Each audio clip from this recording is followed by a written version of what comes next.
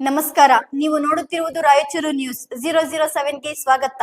ತುಂಗಭದ್ರಾ ಎಡದಂಡೆ ಕಾಲುವೆಗೆ ಕೂಡಲೇ ನೀರು ಹರಿಸಿ ಬೆಳೆ ಉಳಿಸಿ ರೈತರ ವೇದಿಕೆ ಸರ್ಕಾರಕ್ಕೆ ಆಗ್ರಹ. 2026-27ನೇ ಸಾಲಿನ ಮುಂಗಾರು ಹಂಗಾಮಿನ ಬೆಳೆಗಳನ್ನು ಸಂರಕ್ಷಿಸುವ ದೃಷ್ಟಿಯಿಂದ ತುಂಗಭದ್ರಾ ಎಡದಂಡೆ ಮುಖ್ಯ ಕಾಲುವೆಗೆ ತಕ್ಷಣ ನೀರು ಹರಿಸುವಂತೆ ರಾಜ್ಯ ಸರ್ಕಾರ ಹಾಗೂ ನೀರಾವರಿ ಇಲಾಖೆ ಅಧಿಕಾರಿಗಳಿಗೆ ತುಂಗಭದ್ರಾ ಎಡದಂಡೆ ಕಾಲುವೆ ರೈತರ ವೇದಿಕೆ ಆಗ್ರಹಿಸಿದೆ.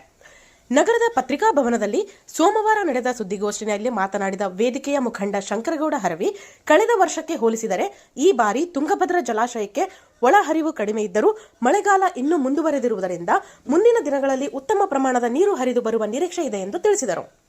1970-80ರ ದಶಕಗಳಲ್ಲಿ ಜಲಾಶಯದಲ್ಲಿ 25-30 ದಿನಗಳಿಗೆ ಸಾಕಾಗುವಷ್ಟು ನೀರು ಸಂಗ್ರಹವಾದ ತಕ್ಷಣವೇ ನೀರಾವರಿ ಕಾಲುವೆಗಳಿಗೆ ನೀರು ಹರಿಸಲಾಗುತ್ತಿತ್ತು. ಬಳಿಕ ಬಂದ ಹೆಚ್ಚುವರಿ ಒಳಹರಿವಿನಿಂದ ಯಾವುದೇ ಸಮಸ್ಯೆ ಉಂಟಾಗುತ್ತಿರಲಿಲ್ಲ.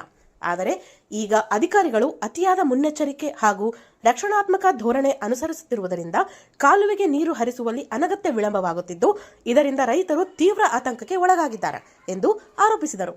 ಈಗಾಗಲೇ ಹತ್ತಿ, ಭತ್ತ ಸೇರಿದಂತೆ ವಿವಿಧ ಮುಂಗಾರು ಬೆಳೆಗಳ ಬಿತ್ತನೆ ಪೂರ್ಣಗೊಂಡಿದ್ದು, ಬಹುತೇಕ ಬೆಳೆಗಳು 25-45 ದಿನಗಳ ಬೆಳವಣಿಗೆ ಹಂತದಲ್ಲಿವೆ. ಇದೇ ಸಮಯದಲ್ಲಿ ನೀರಿನ ಅವಶ್ಯಕತೆ ಹೆಚ್ಚಾಗಿದ್ದು, ಕಾಲುವೆ ನೀರು ದೊರೆಯದಿದ್ದರೆ ಬೆಳೆಗಳು ಒಣಗಿ ರೈತರಿಗೆ ಭಾರೀ ನಷ್ಟವಾಗುವ ಸಾಧ್ಯತೆ ಇದೆ ಎಂದು ಎಚ್ಚರಿಸಿದರು. ಕಾಲುವೆಗೆ ನೀರು ಹರಿಸುವುದರಲ್ಲಿ ಇನ್ನಷ್ಟು ವಿಳಂಬವಾದರೆ ಕೃಷಿ ಉತ್ಪಾದನೆ ಕುಸಿತ, ಆಹಾರ ಧಾನ್ಯಗಳ ಕೊರತೆ, ಗ್ರಾಮೀಣ ಪ್ರದೇಶಗಳಲ್ಲಿ ರೈತರು ಹಾಗೂ ಕೃಷಿ ಕೂಲಿಕಾರರಿಗೆ ಉದ್ಯೋಗದ ಅಭಾವ, ಆರ್ಥಿಕ ಸಂಕಷ್ಟ ಸೇರಿದಂತೆ ಹಲವು ಗಂಭೀರ ಸಮಸ್ಯೆಗಳು ಎದುರಾಗುವ ಸಾಧ್ಯತೆ ಇದೆ ಎಂದು ಹೇಳಿದರು.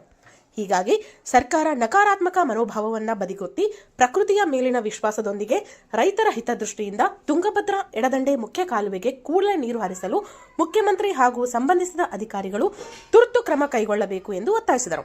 ಸುದ್ದಿಗೋಷ್ಠಿಯಲ್ಲಿ ರಮೇಶ್ ನಾಡಗೌಡ, ನಾಗನಗೌಡ, ಶರಣಪ್ಪಗೌಡ, ಅಮರೇಶ್ ಹೊಸಮನಿ, ವೀರೇಂದ್ರ ಪಾಟೀಲ್ ಸೇರಿದಂತೆ ರೈತರ ವೇದಿಕೆಯ ಪದಾಧಿಕಾರಿಗಳು ಹಾಗೂ ಸದಸ್ಯರು ಉಪಸ್ಥಿತರಿದ್ದರು. ಸಾಗರ ಡಿಟಿಪಿ ಸೆಂಟರ್ ನಮ್ಮಲ್ಲಿ ಕನ್ನಡ ದಿನಪತ್ರಿಕೆಯ 4ರಿಂದ 6 ಪುಟಗಳವರೆಗೆ ಪುಟ ವಿನ್ಯಾಸ ಮಾಡಿಕೊಡಲಾಗುತ್ತದೆ. ಕಲ್ಯಾಣ ಕರ್ನಾಟಕ ಭಾಗದ ಸುದ್ದಿ ಹಾಗೂ ಸ್ಥಳೀಯ ಸುದ್ದಿಗಳನ್ನು ಹಾಕಿ, ಯಾವುದೇ ಜಿಲ್ಲೆ ಹಾಗೂ ತಾಲೂಕುಗಳ ಪತ್ರಿಕೆಗಳನ್ನು ಅವರು ಜಿಲ್ಲೆಯ ಸುದ್ದಿಗಳನ್ನು ಹಾಕಿ PDF ಮಾಡಿಕೊಡಲಾಗುತ್ತದೆ. ಹಿಂದೆ ಸಂಪರ್ಕಿಸಿರಿ 8431593151.